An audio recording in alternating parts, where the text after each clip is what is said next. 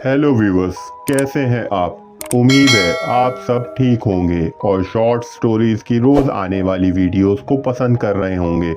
आज की कहानी शुरू करने से पहले एक गुजारिश, आप लोग प्लीज़ चैनल को सब्सक्राइब करें और कमेंट में अपने शहर का नाम ज़रूर मेंशन करें। शुक्रिया। तो व्यूअर्स, आज की कहानी है एक न्यू वेड कपल अनुष और अंकिता की, जो शादी के फौरन बाद हनीमून पर कश्मीर जाते हैं। अनुष और अंकिता दोनों बाइकर्स ग्रुप के मेंबर थे, तो दोनों ने प्लेन या ट्रेन से कश्मीर जाने के बजाय बाइक पर जाने का फैसला किया। कश्मीर पहुंचकर दोनों ने खूब मज़े किए। जहां भी जाते अपनी बाइक पर जाते और होटल में स्टे करने के बजाय कैंपिंग करते। कश्मीर में पूरा एक हफ्ता घूमने के बाद वापसी से एक दिन पहले अंकिता की तबीयत खराब हो गई। अंकिता को काफ़ी तेज़ बुखार और सर में दर्द हो रहा था। अनुष फौरन अंकिता को करीबी अस्पताल ले गया। बुखार तेज़ होने की वजह से अस्पताल वालों ने अंकिता को एडमिट करके इलाज शुरू कर दिया और कुछ ज़रूरी टेस्ट करवाए, लेकिन 2 दिन गुजरने के बाद भी अंकिता की हालत बेहतर ना हुई। अनुष ने डॉक्टर से पूछा कि अंकिता की बीमारी क्या है। डॉक्टर ने अनुष को बताया कि हमने जो भी टेस्ट करवाए वो सब के सब 100% ठीक आए और हमें भी अंकिता के बुखार ना उतरने और सर में दर्द रहने की मेडिकली कोई बीमारी नज़र नहीं आ रही।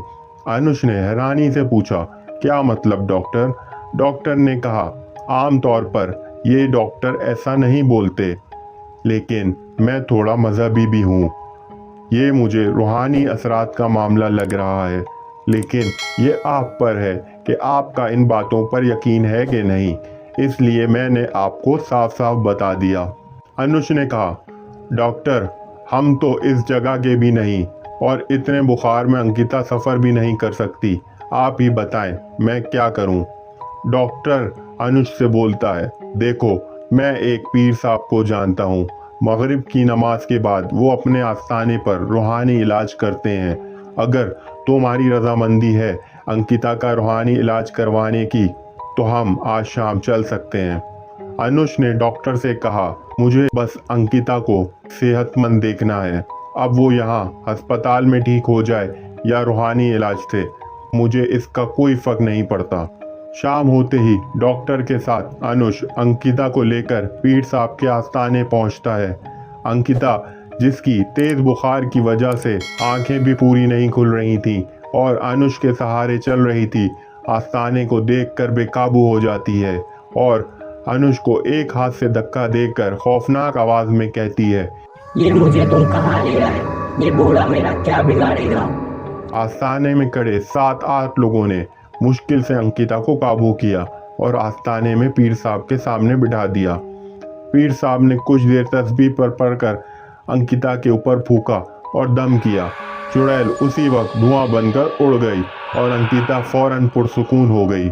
पीर साहब ने अनुष को बताया, अंकिता पर एक चुड़ैल चिमट गई है और उसी वक्त से वो इसके सर पर बैठी हुई है, जिसकी वजह से इसके सर में दर्द और बुखार है।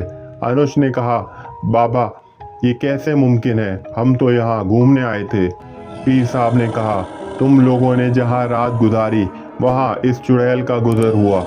इसे अंकिता की तेज़ परफ्यूम की खुशबू ने अपनी तरफ खींचा और वो इस पर चिमट गई।